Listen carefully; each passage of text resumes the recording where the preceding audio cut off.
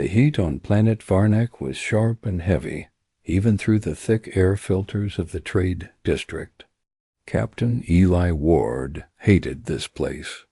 The market smelled like rust, sweat, and broken dreams, but he wasn't here for comfort. He needed ship, parts real ones, not the cheap knockoffs sold in the upper stalls. Rex 9, his round, two-legged droid companion, clicked beside him. "Sir, this place is dangerous. Smells like plasma fuel and bad decisions." Eli didn't laugh. He just kept walking, boots crunching on sand-coated metal floors. "Just keep your scanner on. Get the stabilizer coil, and we leave." But as they passed a dark alley between two old stalls, something pulled his attention. A strange humming sound, deep, almost like a sad lullaby. He turned down the narrow alley, past a rusted curtain of cloth. A small group of aliens stood around a low stage, their eyes glowing faintly in the dark, watching. Eli stepped closer. Rex groaned. "Oh no, please no. Tell me we're not doing this." Again, it was a slave auction. Eli had seen these before, illegal, cruel, and everywhere in the outer systems. Some aliens were sold for labor, some for worse. He didn't like it. He didn't support it. But sometimes when you were too close to the border, you had to look the other way, he told himself. He just glanced once. A pale-skinned alien girl was being shoved on stage. Her body was small, thin. Her skin had a strange green-gray tone with soft black patterns running down her arms like broken vines. Her face was narrow, long ears twitching slightly, but what caught his eye, what froze him in place, were her eyes. She was blind, with white, gray eyes unblinking. She faced forward, calm, not scared. Her head stayed high, chin lifted. Dot the announcer, a fat slaver with metal arms, barked her name. Lot 47, a rare one. A Varan girl. Royal blood, they say. Blind, yes, but still breathing. Good for cleaning. Floors are looking mysterious. No one bid. Silence. Someone laughed.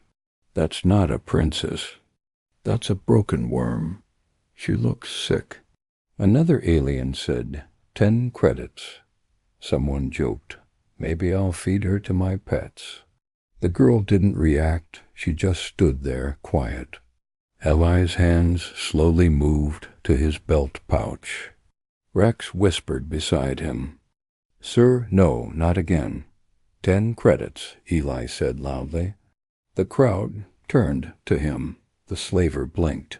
"You serious?" Eli stepped forward. "Yeah, 10, and you throw in that translator caller." The slaver laughed but waved it off. "Fine, sold to the crazy human." A second later, the girl was led down the steps. A guard slapped a translator around her neck, and then she was pushed toward Eli like an old bag of laundry. She didn't fall. She straightened and walked to him carefully. When she stood in front of him, she did something strange. She bowed. "Thank you," she said, voice soft but clear. "I will not disappoint you." Eli didn't know what to say. He didn't want a slave. He didn't even want a crew member. He just couldn't watch her be laughed at again. He looked away. "Come on," he muttered. "Let's get off this rock." Back on his ship, the Hammerlight, Eli brought her to a spare crew cabin. It was small and plain, but clean. She walked slowly, one hand on the wall, the other following his steps by sound. "I'll drop you at the next refugee station," he said. "Or somewhere safer." The girl didn't move. "If that is what you want." "You don't belong to me," Eli said. I'm not a slaver." "Then why did you buy me?" He hesitated. "Because no one else did." She sat down on the edge of the bed. Her face didn't show much, but something in her voice had a tired warmth. "Then thank you again. My name is Talina." He nodded. "Eli, and that thing is Rex -9. He complains a lot." Rex beeped from the corner. "You rescued another alien girl, didn't you?" That night, the ship floated through quiet space. Eli sat in the cockpit, watching stars slide past the window. He told himself it was just another rescue. He'd done it before. It didn't mean anything. But something about Talina was different. She hadn't begged. She hadn't cried. She hadn't even asked where they were going. She just said, "Thank you." The next morning, Eli found her cleaning the mess hall. She had a cloth in one hand and moved slowly, but with purpose. Her blind eyes didn't stop her. Her hand traced every edge. Her steps were careful, never clumsy. "You don't have to clean," he said. "I know," she answered. She smiled a little. "I want to." Over the next 2 days, she fixed a loose panel in the engine room, reorganized a tool drawer, and repaired a broken kettle Rex had been kicking for weeks. "She's strange," the droid said. "Creepy, quiet, but useful." Eli didn't respond. He had started to feel something hard to explain a calmness when she was around. On the 3rd day, he asked her, "You said you're royal blood." She replied, "I was born into House Velgar, one of the last noble houses of Veruan. What happened? My people lost their world. Betrayed by allies, our empire collapsed. I was hidden away, then sold. Many times, because you're blind. Because I am not what they want their princess to look like." She paused. "They said I was born ... ugly." Eli looked at her face. Her scars were faint old. Her skin tone was strange, but it held a quiet beauty. She wasn't ugly, different. He stood. "You're not ugly," he said. She tilted her head slightly. Her blind eyes blinked. "That is the second time you surprised me." Later that night, the ship's sensors beeped. A pirate signal. 3 small crafts approaching fast. Eli ran to the controls. Rex took the turret. The ship shook as a warning shot blasted near them. "Shields up," Eli yelled, but the power wouldn't rise. The stabilizer coil he'd come to Varnick to buy was still broken. Suddenly, Talina's voice came from the back hallway. "I know how to redirect the core." "What?" "I listened to your systems. I can do it. Trust me." There was no time to argue. "Do it," he shouted. Moments later, the power returned. The shields lit up. Rex took down one pirate ship. Eli spun the ship hard, dodging fire. After 5 intense minutes, the pirates broke formation and ran. The ship was safe. Eli slumped in his chair, breathing hard. Talina appeared beside him. "Did I help?" He looked at her. "Yes," he said, "you saved us." She smiled. "I am glad. This is better than being someone's pet." That night, Eli brought her a small gift. A tiny music cube with Veruan songs stored inside. He'd found it in a trade crate years ago. She touched it slowly, gently. When it played, she gasped softly. This is my mother's voice." He nodded. "I thought you might like it." Talina sat very still, and she whispered, "Captain Eli, this is the best surprise I've ever had." The stars outside were quiet, but inside Captain Eli Ward's ship, the Hammerlight, something had changed. Since the pirate attack, the blind alien girl, Talina, had become more than a quiet guest. She moved through the ship like she belonged, even though she never asked for anything. Rex 9 rolled beside Eli as they worked in the cargo bay. She fixed the coolant pipes last night, Rex said. I didn't ask her to, Eli replied. Exactly. She keeps fixing things you won't. Eli frowned. I'm not going to stop her. She wants to help. Rex beeped in a low tone. You think she's just being helpful? She acts like she owes you. Eli didn't answer. Later that evening, Eli found Talina in the kitchen. She was boiling water in a small pot. The ship had no real food, just rationing cubes, but she had made some into a thick, warm soup. The smell was surprisingly nice. She heard his steps and smiled. Sit down, Captain. It's ready. He raised an eyebrow. Are you cooking now, too? I wanted to. You've kept me safe. Let me return something. He sat down. The soup tasted better than anything he'd had in weeks. You don't have to do this. You know, he said. I want to, she answered. No, I mean, you don't belong to me. You're not a slave here. She stopped stirring. I know, she said. But in Veruan tradition, if someone saves a life that has no value, that life becomes theirs.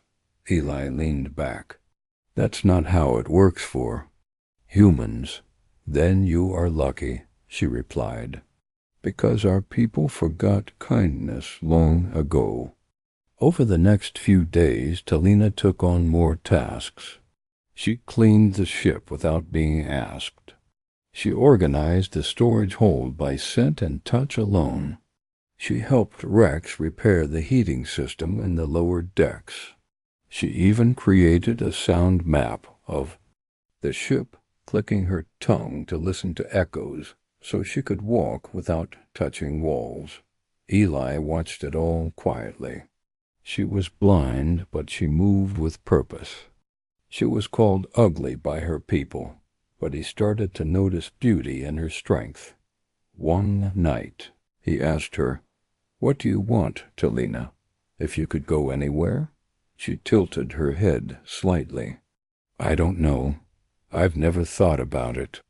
No one ever asked me before. Eli nodded slowly. Maybe you should. A week later, they landed on New Nor, a small trade moon. Eli needed fuel and food supplies. It was a peaceful place, safe, a perfect place to leave her behind, he told himself. She deserved a better life with her people, or at least among friends. As they walked through the market, many eyes turned toward Talina. Some stared, some whispered. One older Veruan male stepped forward. His robes were rich, but his eyes were cold. You carry a broken one, human, he said in a sharp tone. You should trade her for something useful. Eli's fists clenched before he could speak. Talina answered.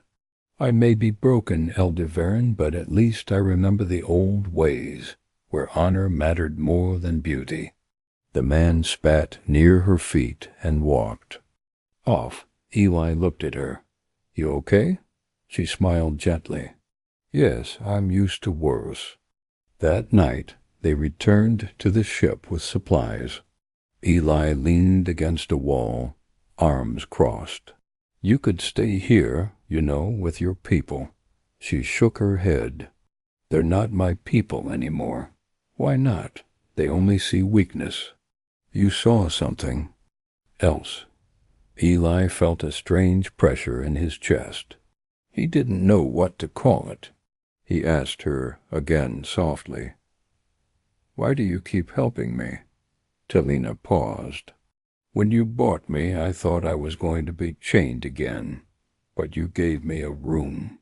You gave me space, and then you gave me music. Something from my past. She turned her face toward him. You gave me more than freedom, Captain. You gave me purpose. Let me stay. Let me serve. Not because I must, but because I choose to. Eli didn't know what to say, so he just nodded. All right. But no calling. Me master or anything. I'm not that kind of guy. She laughed lightly. Of course, Captain. The next day they received a transmission, an escort request from a small research ship called Trillium. The message was simple. Need safe passage through neutral zone. Pirates active will pay. Eli accepted. It was a short trip and good money. Talina helped map the route by listening to pulse echoes from other ship signatures. You do know you're becoming the smartest crew member on this ship, right? Eli joked. I doubt Rex would agree, she replied with a small grin. During the trip, something unexpected happened. The Trillium's engineer came aboard to fix a broken uplink. He was a young, maroon man, well-dressed and sharp-eyed. When he saw Talina, he froze. Talina of House Volcar. He said in shock. She turned slowly. Yes, I thought you were dead. I almost was. He bowed quickly. My name is Wraith. I serve the Rebel Alliance. We've been searching for any royal bloodline. Still alive, you may be the last. Eli stood up quickly. Rebels, Wraith nodded. We are not fighters, not anymore. We are historians, peace builders, your friend here. She could unite the Veruan clans. Talina didn't speak. Her hand curled near her heart. Wraith left them a comm link. Please, if you change your mind, call me. We will welcome you. After the Trillium left, the ship felt silent. Talina stayed in her room. Eli knocked gently. You all right? I don't know, she answered. You don't have to go with them if you don't want to. I know. But for the first time, someone said I matter, that my bloodline has value again. You've always mattered, Eli said quietly. She turned her head toward him. You really believe that? Yes, but I think maybe it's time you start believing it. That night she came to the cockpit. I want to help those people someday, she said. I'll take you, Eli replied without hesitation. But not yet, she added.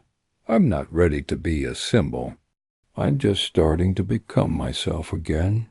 Eli looked at her with quiet pride. Then let's take our time, she smiled. And maybe you'll give me another surprise one day. Eli chuckled. I might already be planning one. Captain Eli Ward leaned back in the pilot's seat of the Hammerlight as the stars rolled by. The hum of the ship felt calm for once. After everything the pirate, attacks, the slave market, and the surprise meeting with the Veruan rebel, there was finally some peace. And yet his mind kept returning to one thing, Talina. She was still blind, still scarred, still small and strange to most people. But every day she was becoming something greater. She wasn't just a rescued alien anymore. She was part of the crew. More than that, she was his friend Dot in the engine room. Talina sat cross-legged near a buzzing panel. The reactor had been making a soft clicking sound for days. Eli had ignored it. Rex-9 had smacked it twice. Talina, though, just listened. She placed her hand on the wall, felt the tiny vibrations, and whispered, loose bearing on the left. Coil. Rex stared. Do you even know that? I can hear it, she said. The rhythm is wrong. The sound skips every third beat. Rex beeped in shock. Captain, We've got a musical mechanic." Telina smiled slightly. "I'm just good at listening." Eli brought her a small tool case that night. He had cleaned it, fixed the handle, and added a nameplate. Telina, Engineer's Tools, was carved in simple letters. She touched it with gentle fingers, her face soft with emotion. "This is mine." "Yep," Eli said. "Every good engineer needs her own tools." She held the case close like it was something sacred, then whispered, "Thank you." A few days later they stopped at Zaro Station, a large trading hub full of travelers, merchants, and strange smells. Eli needed a new energy core. The last one was leaking radiation. Rex had been complaining. Stop. As they walked through the crowd, Telina followed, using her sound map technique.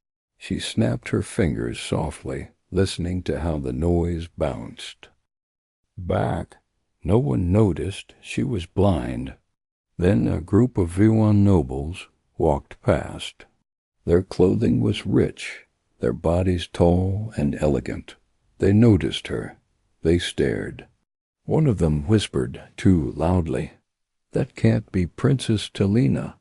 She's alive. She looks sick." She was always ashamed to her bloodline. Eli turned sharply. His voice was cold. "You want to say that again?" The nobles looked at him like he was a bug. "She is nothing," one of them said. "Her family was ruined, and she's not. Even proper-blooded, she's a half-breed. That's why her eyes are broken." Eli stepped forward, but Telina touched his arm gently. "It's all right," she said. "Let them talk.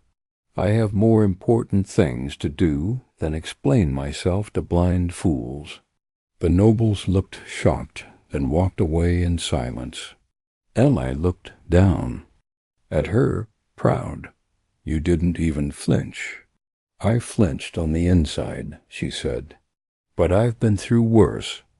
Later that evening, in a quiet corner of Zaro Station, a stranger approached Eli. He was thin, old, and wore the robes of the Verum rebels. His eyes were gentle. "I saw her," he said.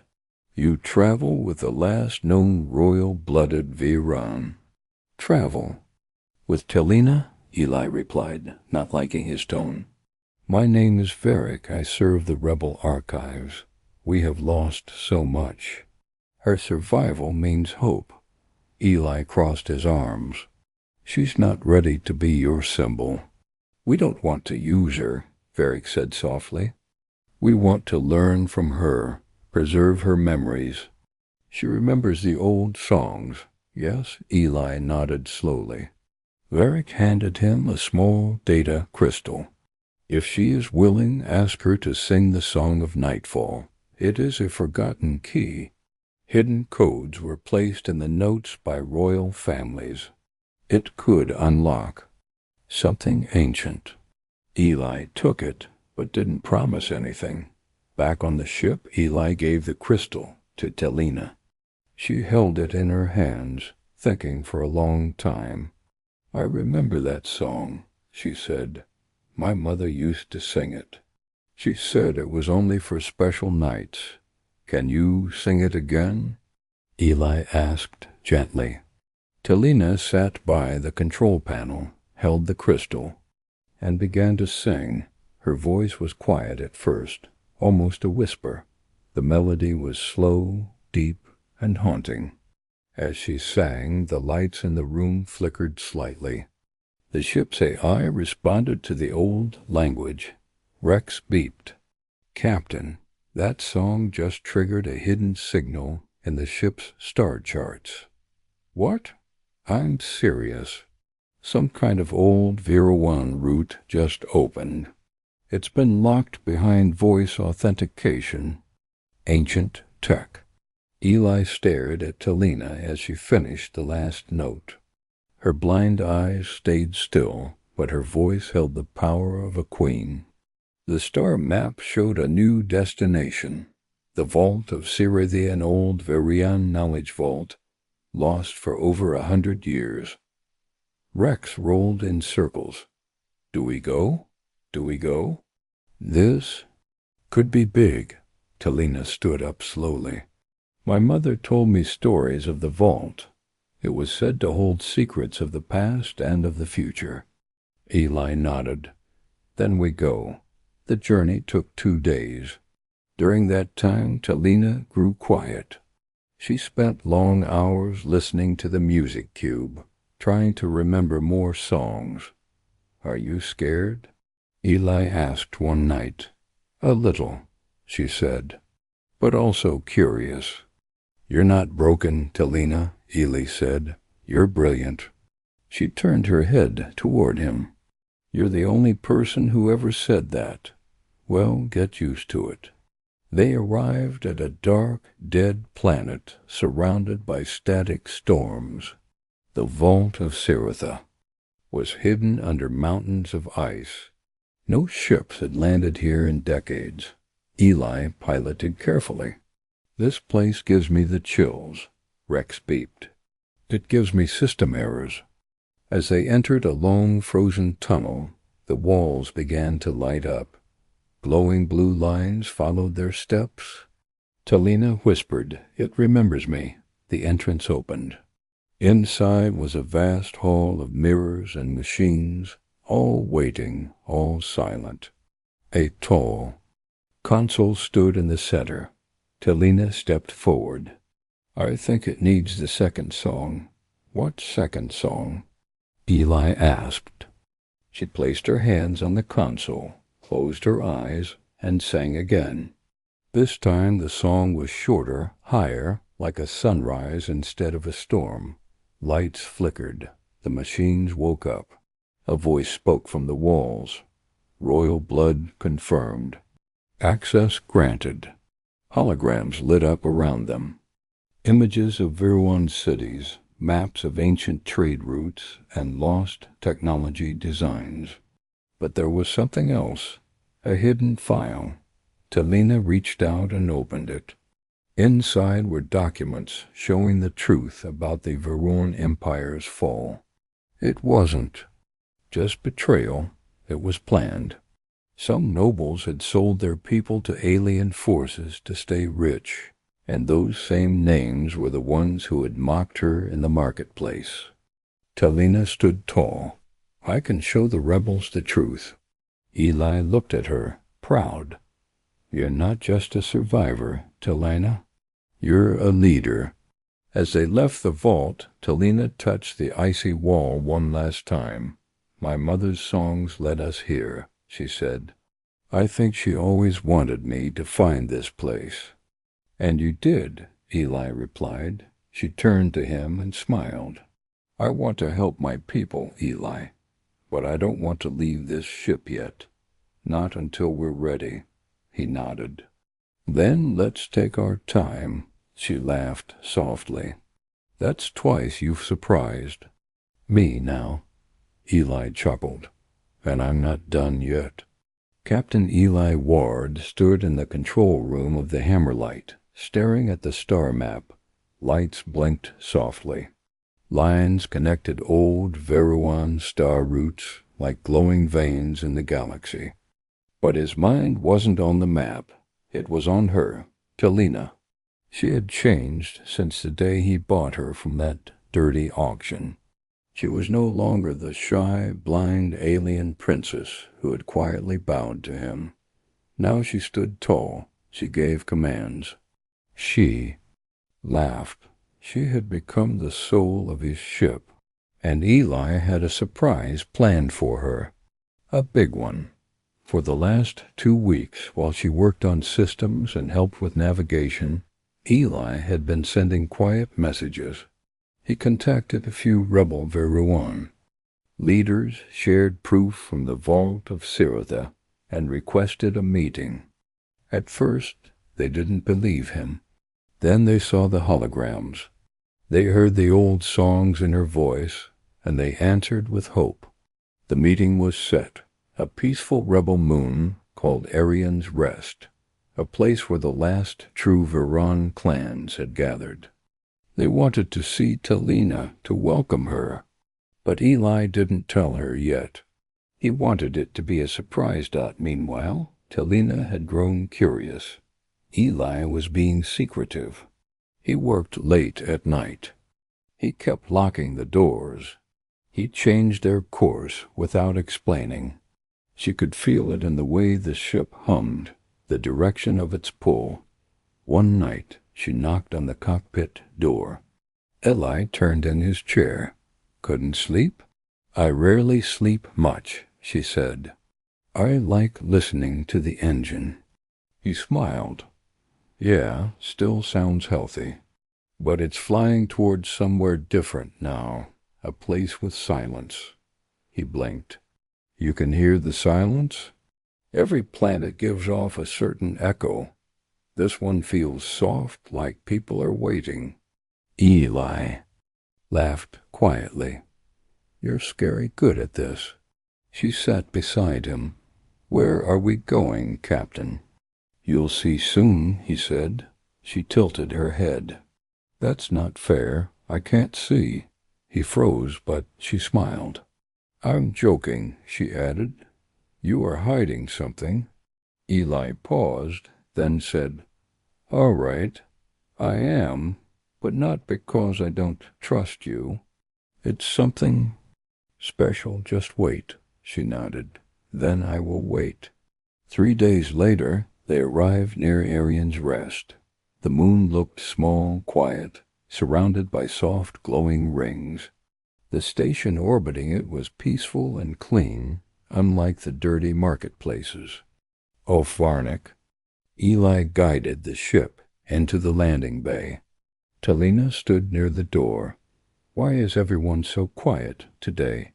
Eli adjusted his coat. "Because something important is about to happen." He walked toward her, then gently took her hand. "I know you don't like surprises," he said, "but I think you'll like this one." Then he pressed a small device to her wrist. "What is this?" "A translator bracelet. Not for language, for sound and space. It'll help you feel the room around you. I had it made." Talina ran her fingers across the smooth metal. Then she smiled softly. "You really do surprise me, Captain." He led her down the ramp, and then she heard it, the soft whisper of many feet, the quiet murmurs, the calm silence of respect.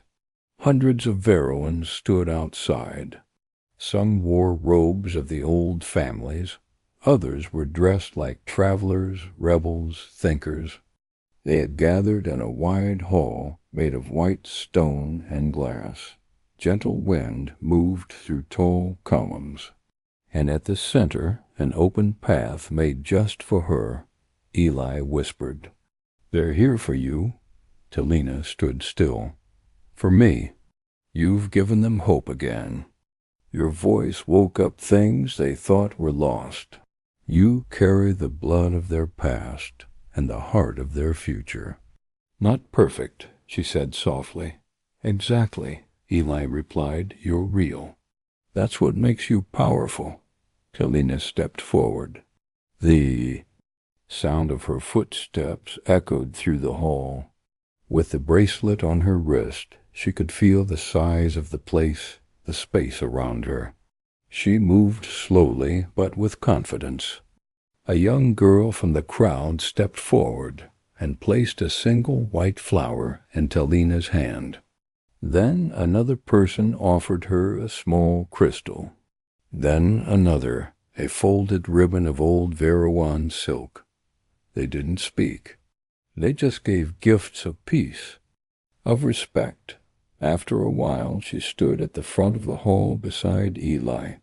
A rebel elder, tall and thin, stepped up to her. "We welcome you, daughter of Vulcar," he said. "Not as a queen, not as a ruler, but as a voice we had forgotten. Will you speak?" Talina nodded.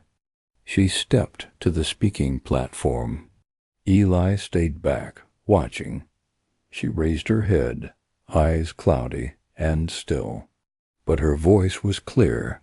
I was born with eyes that cannot see. And because of that I was left behind, called broken, ugly, a burden. The crowd stayed silent, listening. I was sold, beaten, ignored, until a human with a tired ship and a soft heart paid 10 credits just to keep me safe. Some gasped, others looked ashamed. But he didn't chain me. He didn't expect anything. He gave me tools, gave me a room, gave me music. He gave me back my name. She touched her chest. I do not ask to be your queen. I do not want a throne. I only want this. Let us rebuild together. Let the weak and strange and broken ones finally have a voice. And let us listen with more than just our ears. The hall broke into soft applause. Some clapped gently. A few old Veruans even kneeled. Eli watched it all, feeling something deep in his chest. Not pride, not duty, just happiness. That night his celebration was held in the open courtyard, under the stars. Music played, ancient Veruan songs. Talina listened carefully, recognizing the notes. Eli sat beside her. I told you it was a good surprise, he said. She nodded. It was. She turned to him. Why did you do it? He shrugged. You deserved it. No, she said. I mean, why did you really save me that day on Varnic? He took a breath. Because you looked like someone who had never been chosen, and I guess I wanted to be the first one who did. Talina was quiet for a moment. Then she reached out and gently took his hand. You didn't just choose me, Captain, she whispered. You believed in me before I believed in myself. Later that night, under the twin moons, Eli walked alone through the gardens. Varric, the rebel historian, joined him. She is stronger than I expected, Varric said. She always was, Eli replied. You all just forgot how to look. Varric smiled. What will she do now? Eli shrugged. Whatever she wants. I'm not in charge of her. And you? What do you want? Eli looked up at the stars. I think I want to keep flying and see where she wants to go next. But far away, on a cold metal ship floating in the black of space, someone else was watching. A tall creature stood in a dark room, his claws tapping on a data screen. His eyes glowed with greed. Lord Krav, the slaver who had once sold Talina, had now found her again. He watched her speech, her new influence, and he snarled. She was mine, he growled. She belongs in a cage, not on a stage. He turned to his hunters. Prepare the ship. We're going to Arian's Rest. The wind on Arian's Rest was calm.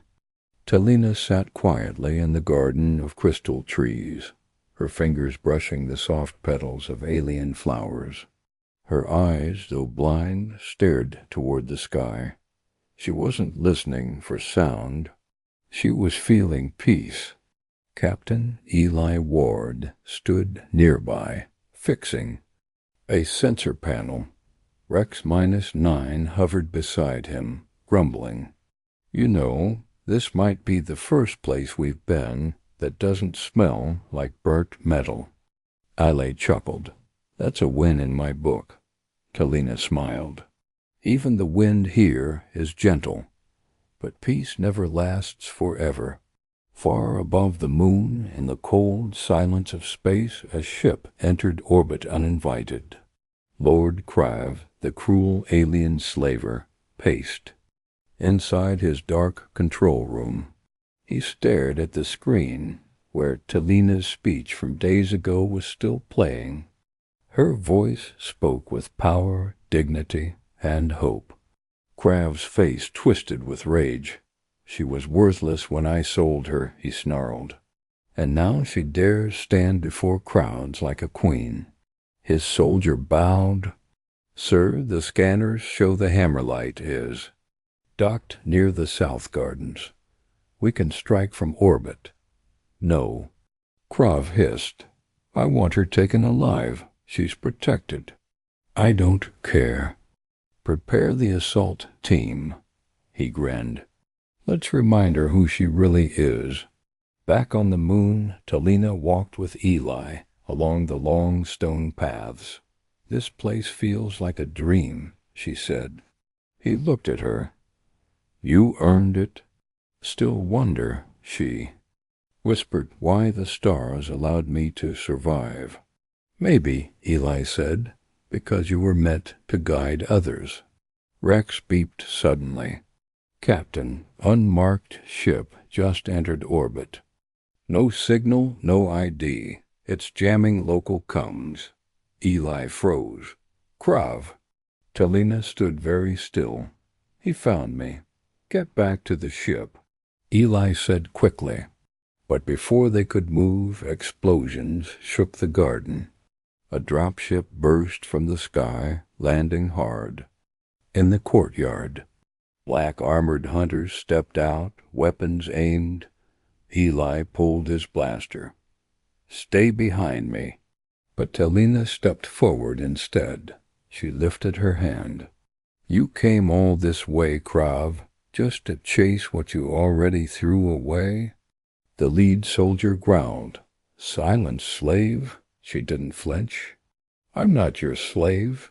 You belong to the one who bought you. Eli stepped in. That would be me. He raised his gun and fired. A fast, brutal fight began. Ayla and the rebel guards traded shots with Krav's mercenaries. Rex -9 rolled into battle, firing its mini blasters and yelling insults. Talina crouched behind a wall, calm and focused. She listened to the chaos, tracked every sound. Then she whispered to Rex. Come, Rex. Route the garden lights through. The emergency speaker grid. Rex beeped. What for? I'm going to sing. What, now? Yes, do it. Moments later, a soft humming filled the air. It grew louder, stronger. Talina's voice flowed through every corner of the battlefield. It wasn't just a song, it was a signal. Her voice triggered old Veruan tech hidden beneath the moon. The rebel engineers had tied her song to the defense system weeks ago, just in case. Now, energy shields burst from the ground. Blue walls protected the rebels.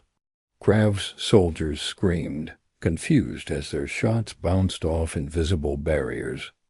Eli ducked behind a tree. That's my girl. Talina stepped from cover, her face calm. Krav's men saw her, small, blind, unarmed. But something about her made them hesitate. Krav's voice roared through their earpieces. Take her. Too late. The rebels counterattacked. The mercenaries were outnumbered, outsmarted. They ran, but Krav wasn't done. His personal dropship landed hard near the South Dome. He stepped out, tall, armored, cruel. He grabbed a young rebel and threw him aside like trash. Talina heard the impact. She turned toward the sound. Krav. He laughed. You always were a soft little thing, still weak, still blind. He aimed his weapon. One more word and you'll be blind too. But Talina raised her hand. No, Captain, let me speak. She stepped forward. You sold me for 10 credits. You thought I had no value. You don't, Krav shouted. I do now, she said calmly. Not because of blood, not because of power, but because I chose to rise. She took another step. You kept me in the dark. But now I know something important. I was never the broken one. You were, Krav snarled and lifted his weapon. But Talina had already activated a small device on her wrist. A flash of sound burst from it, a sonic pulse. Eli had built it just in case. Krav's weapon flew from his hand before he could reach again. A dozen Veroan rebels surrounded him. Eli stepped forward. I suggest you leave before she sings another song. Krav growled but backed away. This isn't over. Talina smiled. For me it is. He left in shame. After the fight, repairs began. Talina returned to the courtyard, the same place where she first spoke to the people. Now flowers were placed in her honor. Children sang the songs she taught. Varric the historian approached her. You saved us. I only reminded you who we are. He bowed. Your voice will live for generations. That night, Eli and Talina sat on the rooftop of the rebel hall. The stars above were bright, peaceful. I think it's time, she said. For what? Eli asked. For me to go with the rebels, to help lead. Not as a queen, but as a guide. He nodded. I figured. You gave me everything, Eli, she whispered. Freedom,